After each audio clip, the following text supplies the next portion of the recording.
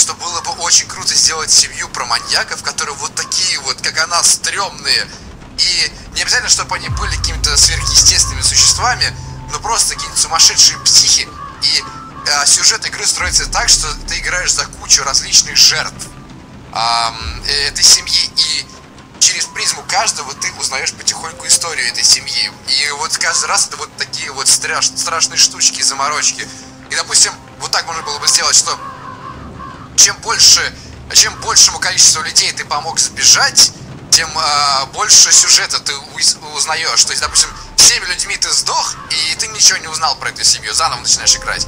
И вот у каждого человека, каждая жертва находится в какой-то новой комнате, и ты постоянно пытаешься как-то сбежать. Блин, это была бы очень крутая игра, как мне кажется.